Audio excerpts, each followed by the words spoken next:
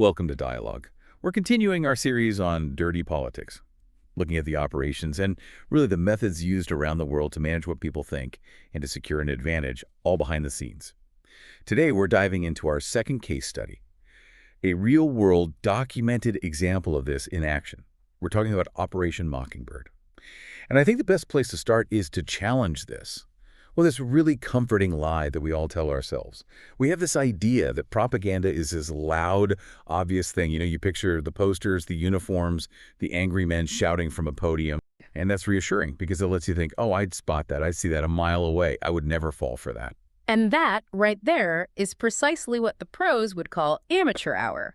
It's the junior varsity of information warfare. If you need a giant poster and a big red censor stamp to control what people think, you are, frankly, failing at your job. Right. Real effective dirty politics doesn't shout. It whispers. It whispers. It doesn't use these theatrical, easy-to-dismiss lies. It is subtle. It reads the news to you, or even better, it writes the news for you, all while wearing a perfectly respectable tie.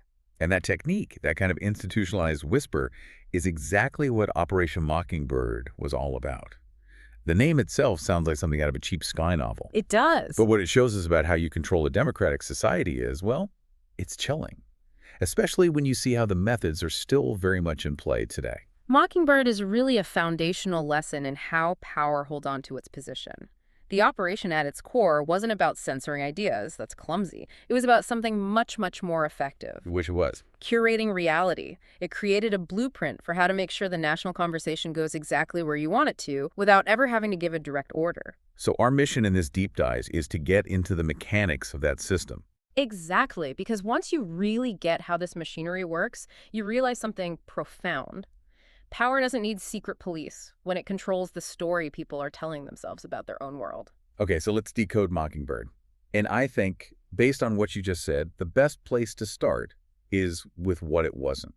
I agree. The initial misunderstanding that people have is that it must have been this big, clumsy, bureaucratic thing. Like a central office somewhere. Exactly. You picture a room full of agents just furiously typing up fake headlines and, I don't know, stapling them to reporters' desks. Which, as we know from just about any intelligence failure, would be a complete disaster. That approach is messy. It leaves a paper trail a mile wide. And it's way too easy to expose. It violates the #1 rule of any effective influence op. Plausible deniability. Plausible deniability. An operation like that would be traceable, visible, and just politically toxic. The real method of Mockingbird, which started taking shape in the late 40s and really hit its stride in the 50s, was so much quieter, it was more professional, and because of that, infinitely more durable. It wasn't built on the mayhem of making things up. It was built on method. On the elegant efficiency of method, yes. Okay, so let's unpack that method. If it wasn't this clumsy command structure, what was the engine behind it? We know a key figure at the beginning was Frank Wisner, running the Office of Policy Coordination. Right, the OPC. What were the decisions he made that made this whole thing so subtle? Well, Wisner understood a fundamental truth about managing opinion in a huge, freewheeling democracy like the United States. You can't rely on coercion. It's too visible. You have to rely on the existing structures of ambition and trust. So using the system against itself. In a way. The operation was, at its heart, about relationships. It was about friendships, and most critically, it was about controlled access. So think about it less like a military chain of command and more like a very sophisticated form of social networking or relationship management applied to the top tier of American journalism. And how did that work? What was the structure? The structure was about identifying the key nodes of influence, the big names. Prominent journalists, respected foreign correspondents, editors at major papers, even publishers. And the goal was to bring them into a close orbit, often without them even fully understanding the long-term game. So give us a concrete example. Relationships can sound a little benign, almost like normal DC lobbying. What made this dirty politics? The leverage. The leverage came from providing exclusive perks that are, they're absolute currency in the news world. If you're a journalist, getting the scoop, breaking the story first, that is everything. Your entire career. It's your entire career. And Mockingbird provided that edge. We're talking about journalists getting exclusive, high-level briefings that none of their competitors were getting. We're talking about these confidential, off-the-record phone calls where a critical piece of information or, misinformation if needed was leaked. Which makes that journalist feel important, trusted. Exactly. It makes them feel like they are central to the national security conversation, like they're on the inside. And this wasn't just happening in Washington, right? The foreign correspondents were a huge target. Oh, absolutely. For a foreign correspondent, the leverage was even greater. The CIA or one of its connected cultural fronts could offer invaluable support. Like what? Funding for extensive travel that their paper's budget might not cover. Help getting a visa into a really difficult country. Introductions to high-level foreign officials that would take another reporter months to secure. And in return? In return, the journalist who now feels indebted or maybe just strategically aligned starts to subtly, or sometimes not so subtly, shape their reporting to align with U.S. foreign policy goals. The technique is brilliant then, because it works entirely within the journalist's own professional self-interest. You don't have to say, hey, run this live for us. You never say that. You just make sure that the right journalist, the one who depends on your access, has the right piece of information at just the right time. They break the story, and boom, it's a massive, tangible boost to their career. And that success just fuels their loyalty. It creates this positive feedback loop for the source. Right. Why would they ever risk burning the one source that's making them the star of their newsroom? But I have to push back a little here. Couldn't some of this just be coincidental? I mean, journalists are supposed to cultivate relationships with powerful sources. Maybe the CIA was just one of those sources, and their interests happen to align sometimes. That's a fair question, and it really speaks to the genius of the system's design. It absolutely capitalized on those existing dynamics. But it wasn't just a coincidence. Not at all. The documentation that came out later, especially from the Church Committee investigations in the 70s, showed this was far from accidental. It was systematic. The CIA had explicitly targeted over 400 individuals in the U.S. media. 400? Over 400, ranging from huge figures at the New York Times and CBS all the way down to smaller regional papers.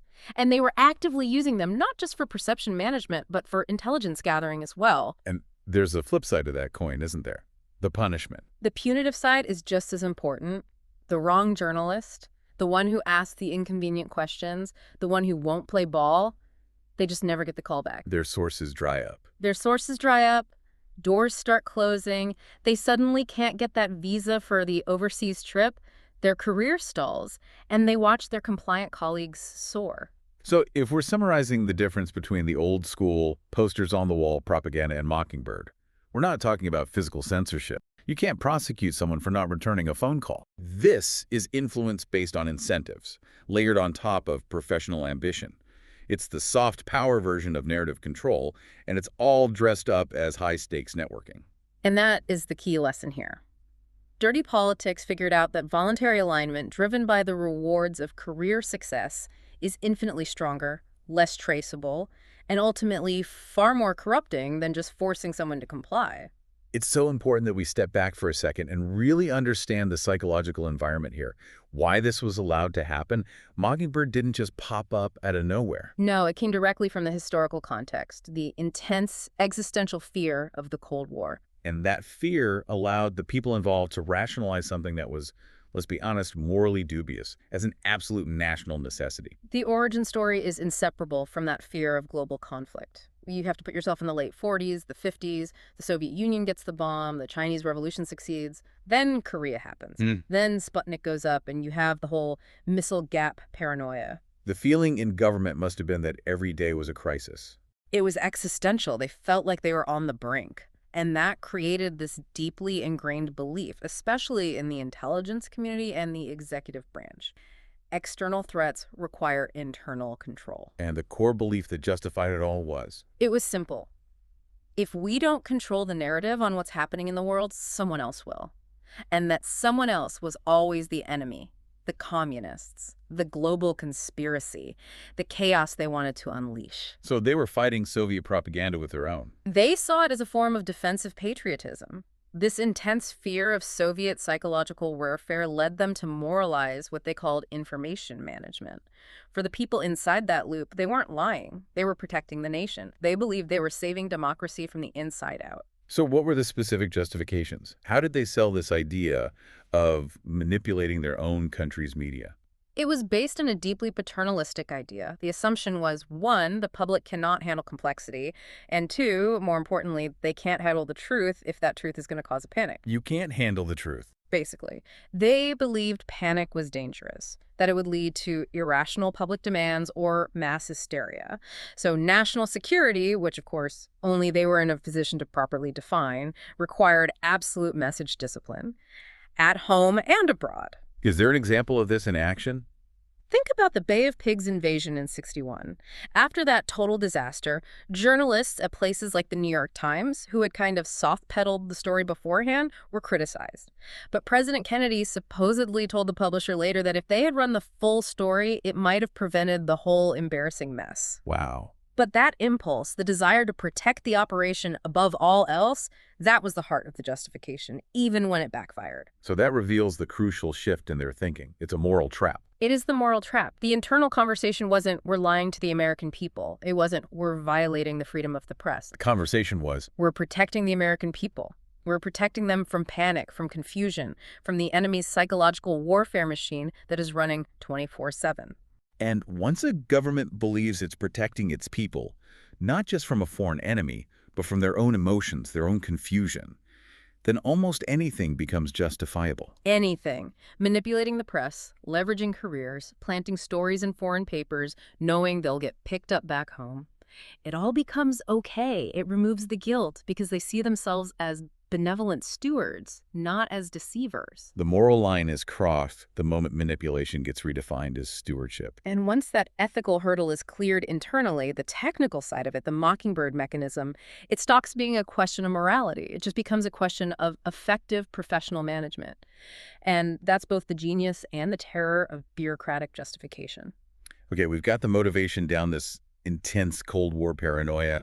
Now we have to dig into the operational details. How did they actually do it? How did they curate reality? Right. Because what's so clear from all this is that Mockingbird didn't primarily rely on just making stuff up. It relied on story selection and framing. And this is where the subtle power really gets interesting. Fabrication is so high risk. If you invent a lie out of whole cloth and the truth comes out, your credibility is gone. The whole structure collapses. But selection is different. Selection is robust because you're only dealing with facts that already exist. You're just deciding their placement, their prominence, their context. The architects of Mockingbird realized that public perception isn't shaped by the volume of information, but by its organization. So let's get specific on the selection criteria. This is like an editorial process, but it's being run by intelligence agencies, not newspaper editors. How did they decide what got through the filter? It was a layered process, and it was all about controlling relevance. First, they controlled which stories were deemed important, national security related, vital to U.S. interests. Those got pushed to the front pages, whether they were truly critical or just useful to the current agenda. And the flip side? Conversely, they made sure that stories that were politically inconvenient, stories that revealed uncomfortable truths about U.S. covert actions, for example, they just vanished. They disappeared from the conversation, or they got buried on page 17 with a headline about a local bake sale. And the justification was probably something like lack of reader interest. Always. But even for the stories they did cover, the control moved to the next level. Emphasis. So which details to highlight? Exactly. They controlled which details were emphasized to get the reaction they wanted. The scary threat of the communist advance, the clear-as-day necessity of military action, the heroic story of American intervention. And just as crucially, they controlled which details were dismissed as being too complicated for the public. That's a powerful tool. It's incredibly powerful. If a situation requires a ton of complex, high-level context that only government insiders have, it's remarkably easy to control the story by just not providing that context. The public gets overwhelmed and they just default to the simplest, most compelling headline that the friendly journalist gives them. It sounds less like journalism and more like a kind of intellectual gatekeeping. You're not stopping the information from existing, you're just stopping it from being critically understood. That's a perfect way to put it. But maybe the most potent, most enduring mechanism they developed, and one that is so recognizable today, was controlling the experts. Why is controlling the expert source more powerful than controlling the journalist? Because the expert provides the perfect layer of insulation. When a journalist reports a fact, they're on the hook for that fact. But when they quote an impartial, academic, authoritative expert, the journalist is just reporting an opinion. So their hands are clean. Their hands are clean, and if the government controls the pipeline of voices that are seen as trustworthy and authoritative, they can bypass controlling the audience directly. The audience thinks they're doing their due diligence by listening to this third-party authority. Can you give an example of that? Sure. Imagine a big foreign policy debate. If the CIA, through its connections, makes sure that only 3 specific experts are consistently quoted across all the major networks, and it just so happens that those 3 experts are funded by or aligned with government-adjacent think tanks, what does the public see? They see a consensus among independent experts. They think they're getting balanced, independent analysis. But what they're really getting is an echo of the desired government frame, just validated by a voice that seems objective. That's a really deep insight into how modern trust works. The audience might distrust the government, but they trust the media outlet that's quoting the expert. So if you control the supply chain of approved experts, the frame is set before the reader even gets to the second paragraph. It's the ultimate self-validation loop. A journalist writes a story that perfectly aligns with the government's message, not because they were told to, but because they only talk to the credible experts. The system validates itself, and the audience consumes that frame as objective truth, believing they made up their own mind. Which leads us right to this messy intersection of dirty politics and just human ambition. The journalist's dilemma. We have to talk about this incentive structure that made compliance feel voluntary. It created a career escalator for anyone willing to play along. You have to remember, for a journalist in that hyper-competitive Cold War news environment, access was the whole game. So if you're the one getting those early leaks, those confidential calls, The ones that start with, off the record, but I thought you should know. While your competitors are scrambling for scraps, you're the one breaking the big front-page stories. You're seen as the one with the inside track. You have the authority, the credibility. and that credibility leads directly to career success. Better salary, bigger assignments, awards, prestige. That kind of professional momentum has to create this incredible pressure to just keep it going. The pressure is exponential, and it's so insidious because it's internal. It's not a command from outside. At what point does that successful, ambitious reporter stop asking the really inconvenient questions? They stop long before anyone has to tell them to. They stop because they realize intuitively that the answer to that question, even if they get it, might jeopardize the very access that made them successful in the first place. It becomes a risk calculation. Why would I burn a decade of invaluable sourcing over one detail that my editor might kill anyway for being too complicated? You can picture the moment. You've got a chance to interview a Secretary of State on a sensitive trip, and you know there's one question, the really tough one, about some covert op-ed that might just kill the interview. And not just the interview, it might ruin that access forever. It could sour your relationship with the entire department. Most ambitious people, when they face that choice, they're going to choose the safer, professionally rewarding path. That is the absolute definition of effective dirty politics. It isn't coercion. Not in the classic sense. It's incentive alignment. The system is designed to reward complicity and punish independent thought without ever leaving a fingerprint. And that structural genius is what leads to the operational brilliance of the whole thing. Plausible deniability. It's the reason why, when this all came out decades later with the Church Committee, accountability was so hard to find. So when the exposure finally happened in the mid-70s and the documents detailing these relationships between spies and journalists came out, what was the official line? And why did it work so well to kill the scandal?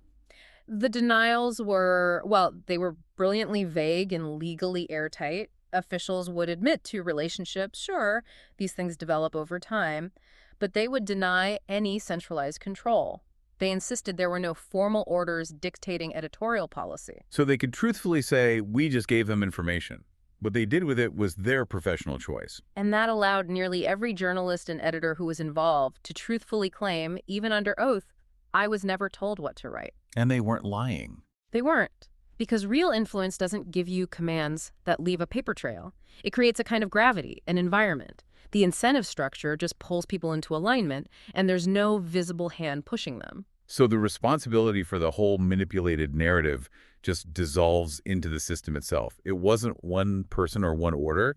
It was thousands of tiny, self-interested decisions that all added up to reinforce the same frame. Exactly. And that lack of widespread professional consequences after the church committee exposed it all, that in itself proves how normalized it had become.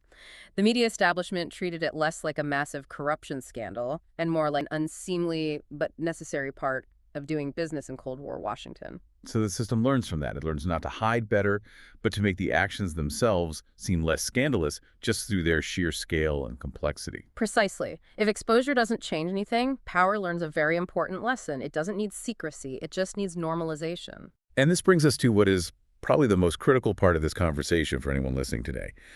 We almost always talk about Mockingbird in the past tense, this dusty, fascinating relic from the 1950s. And the idea that it just ended because the Cold War did is, frankly, adorable. It's the ultimate historical oversight. The Cold War context changed, sure, the technology has changed dramatically, but the fundamental method, the principle of controlling the narrative through proximity, incentives, and structural gatekeeping, that didn't end. It just evolved. It became information management 2.0. Let's detail that evolution because the template is probably more efficient today than its creators ever dreamed. What are the modern tactics that replicate Mockingbird in the 21st century? We see them everywhere. They're just digitized and amplified. First, you still have access journalism as the prime engine. That hasn't changed. A reporter wants to cover the Pentagon, the White House, a big tech company. They need access. And that reward is still incredibly high. If a major policy reporter publishes a story that really embarrasses a key source, they often get cut off. The incentive to self-censor is still massive and immediate. But the gatekeeping has changed. The gatekeeping mechanism has shifted from the editor's desk to the algorithmic distribution engine. In the Mockingbird era, control meant getting your story on the AP Wire or the front page of the Washington Post. Today, control means shaping the distribution pathways. So the algorithm's run by a handful of giant tech companies. Right.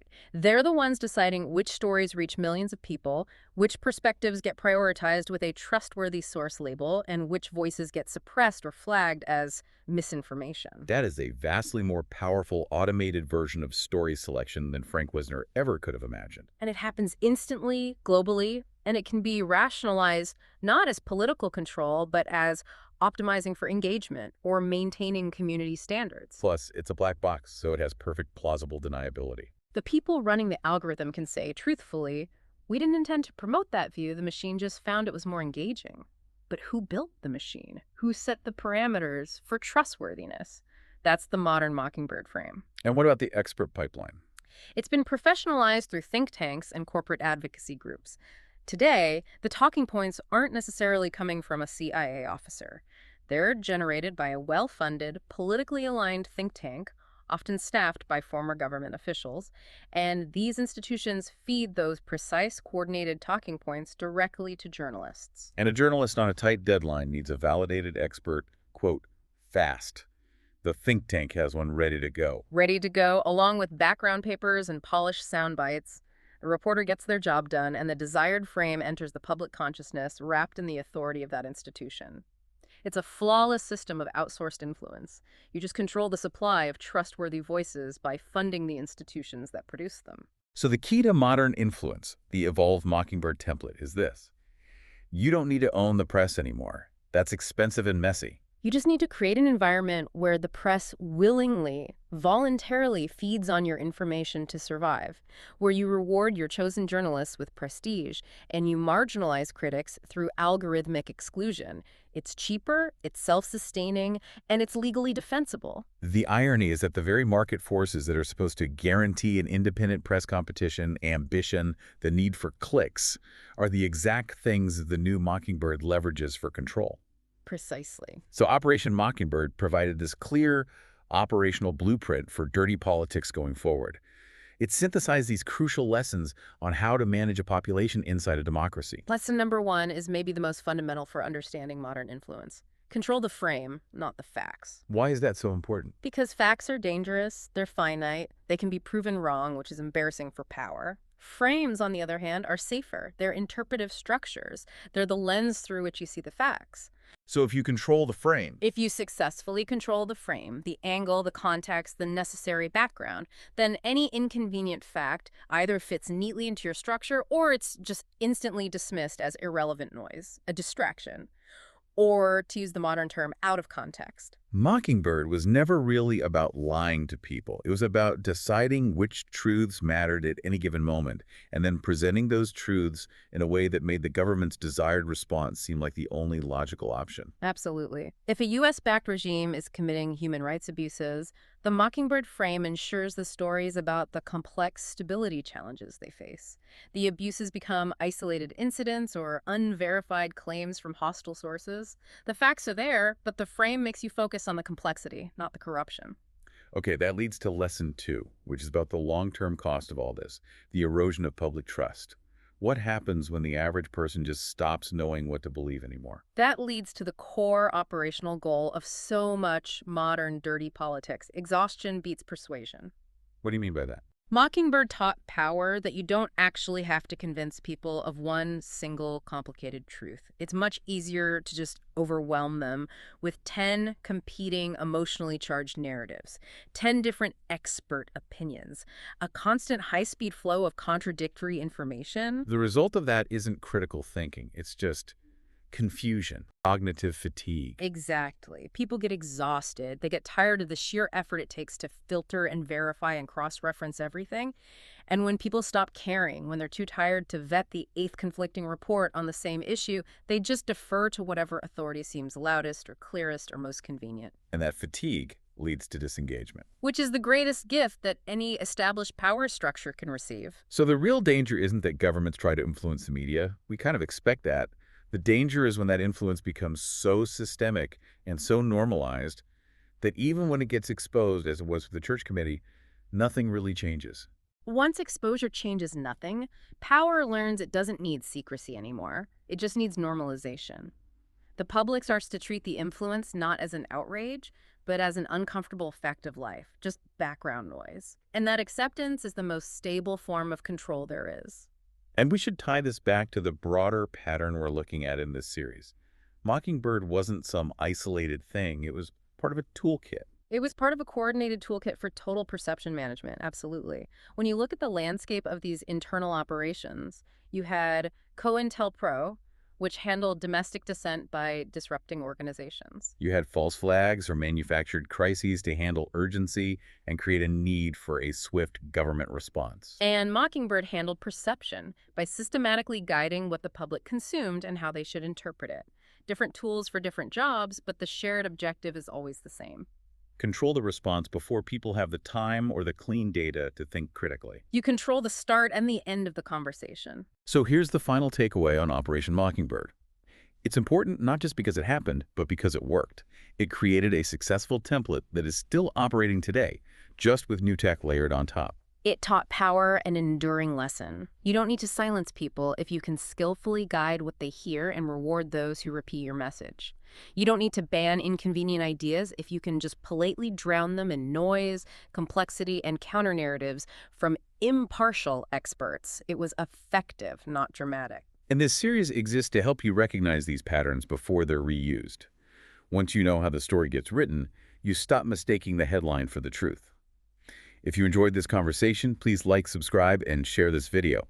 Also, let us know in the comments what really stood out to you in this conversation, and if there's any related topic or a new topic that you would like covered in a future video.